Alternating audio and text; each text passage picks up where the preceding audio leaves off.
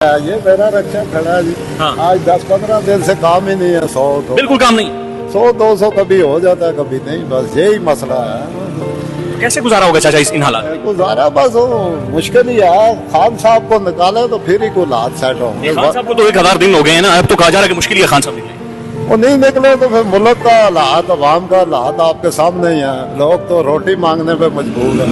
इस बार फौज भी रोडों पे आ गए हैं। अब क्या, खान के दौर में क्या हालात थे? हाँ, वो तो पकी पकाई गाड़ी आती थी, बादशाह खाना साहब को मिलेगा। हमने अभी भी चल रहा है उसका वो सिस्टम, अभी भी चल रहा है, खाना साहब को मिलेगा। खान की क्या चीज जो आपको याद आती है?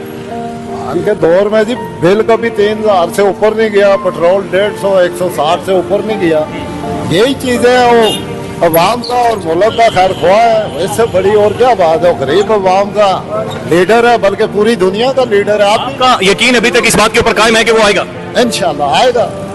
बादल को जाना होगा तो आपको आना होगा, ये तो बात है ना जी। आखिर कहा जा रहा है कि खान की आंख खराब हो गई है, एक आंख बिल्कुल जाया। बस वो कर दी खराब, फिर अब क्या बेचारा भांडा क्या कर सकता है।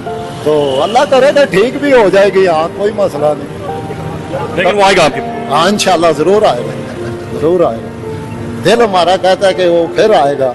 ये इलेक्शन कराए दोबारा तो वो फिर जीतेगा इंशाल्लाह। वो पूरी दुनिया में पॉपुलर है।